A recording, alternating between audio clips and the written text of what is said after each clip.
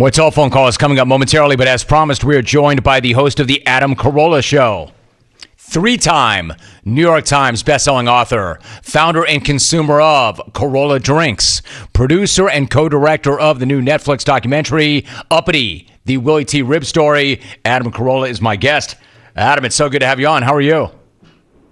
I'm great. Thanks for having me on. Dude, before we get into the documentary, let me rephrase that question. Overall, Adam, how is life? What's on your mind these days? What are you thinking about?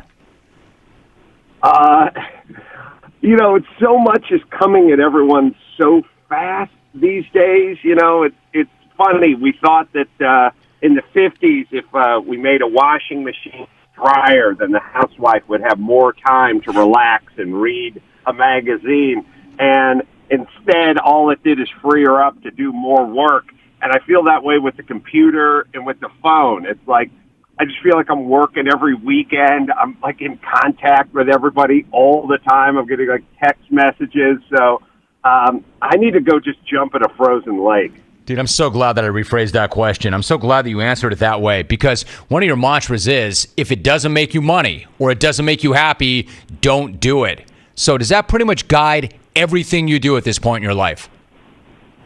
I try to keep the, Twitter arguments and things like that to a minimum, because it feels like it's just a waste of my time. Like, think about how fast and loose we all are with our time.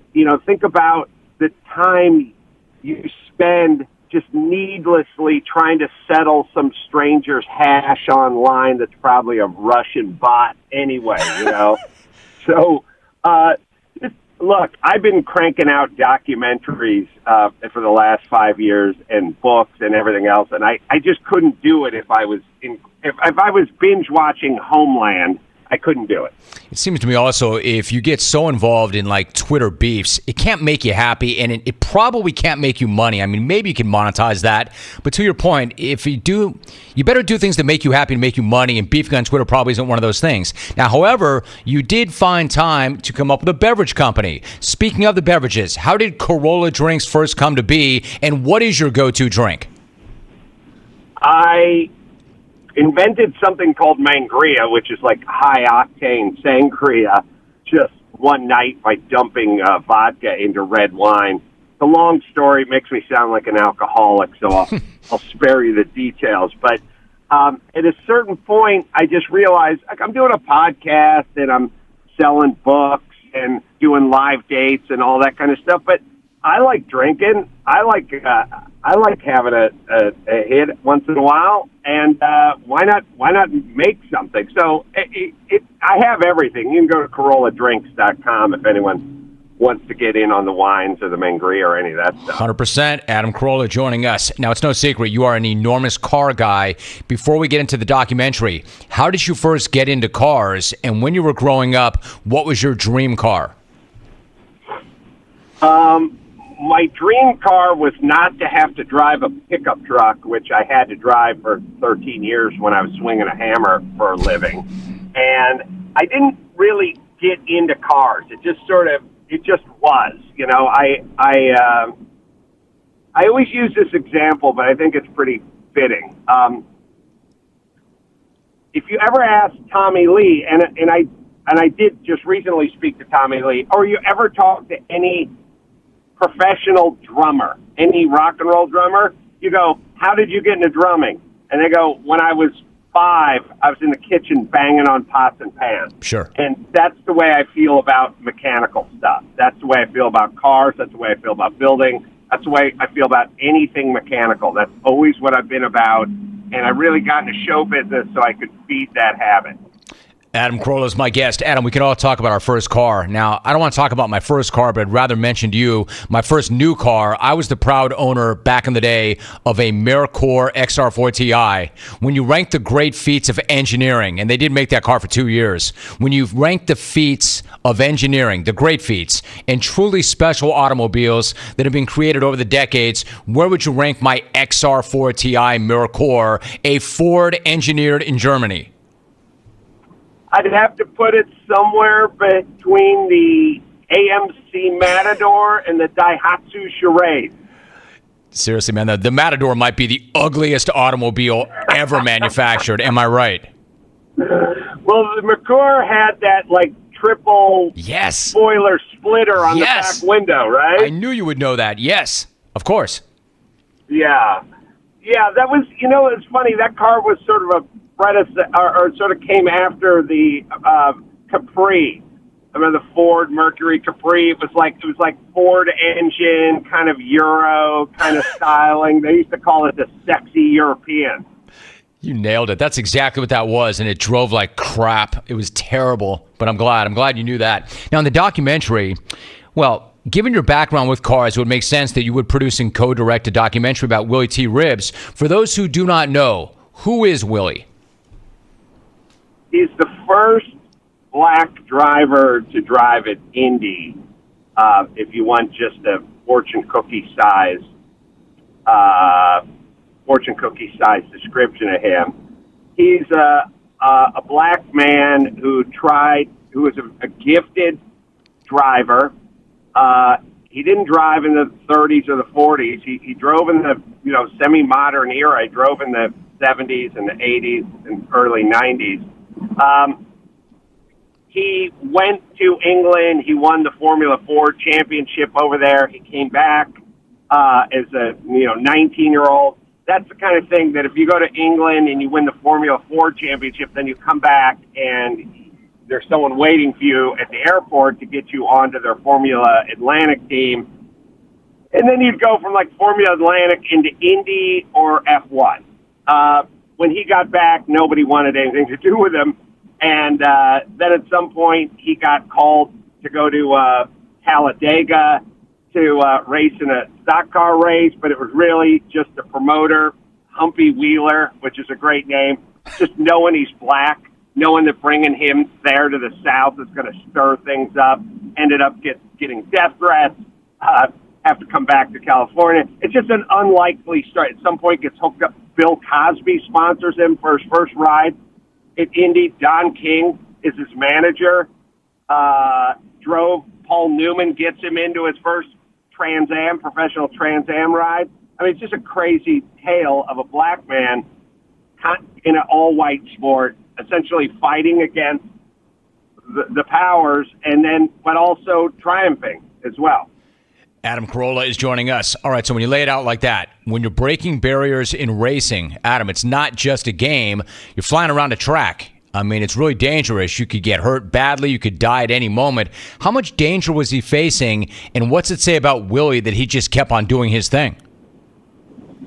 Well, he was facing a lot of danger probably the first time he went to Indy, because if you go to Indy, the speeds are well over 200 miles an hour. People die there all the time, and if the car's not set up right, you'll hit the wall, and you will die. So Indy was a very dangerous place for him to go.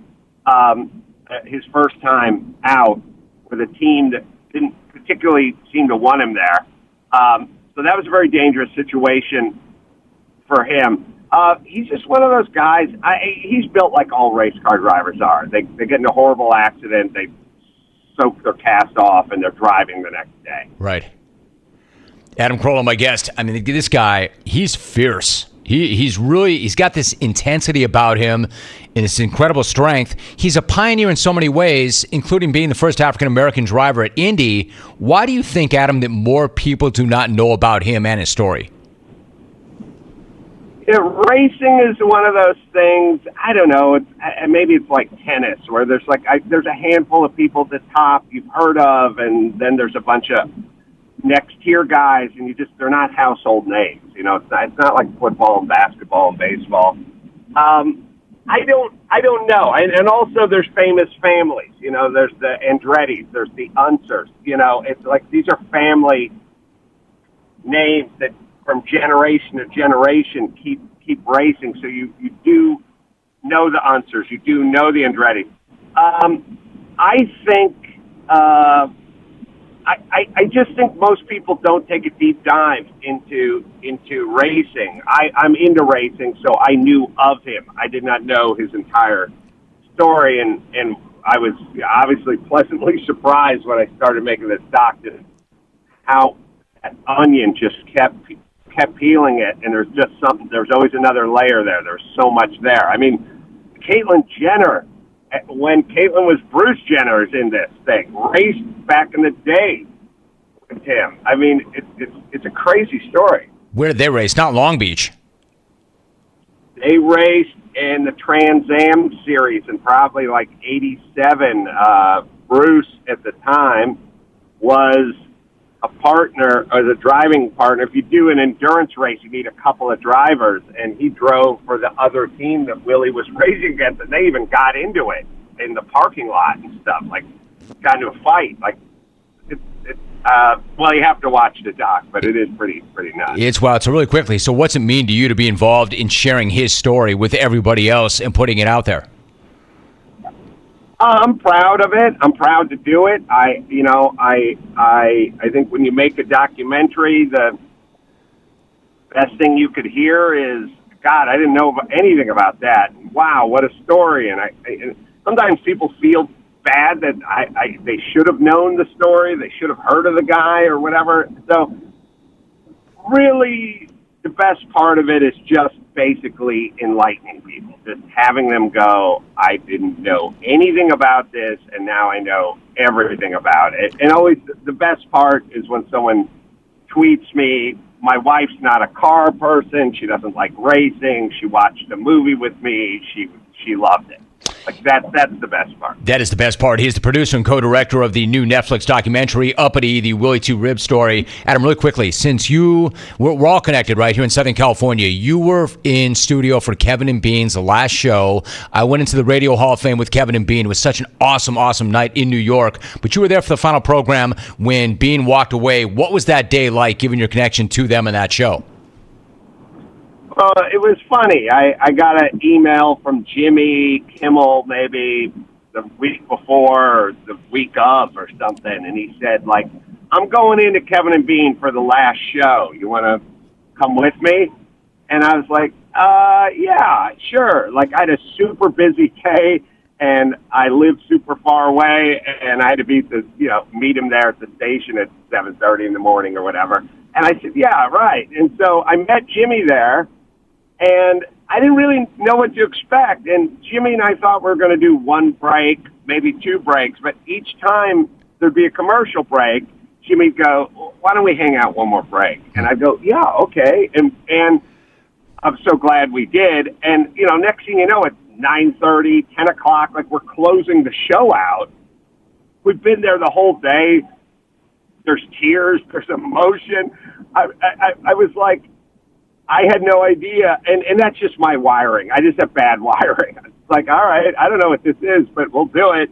And next thing you know, everyone's hugging and crying, and it was an important, awesome experience, and I'm so glad Jimmy, who's wired much differently than me, he's the guy who would send email and say, hey, it's important. You should be there. We should do this. Yes. And then after, I had a totally busy day planned, but after each break, Jimmy'd go, we should hang out for another break.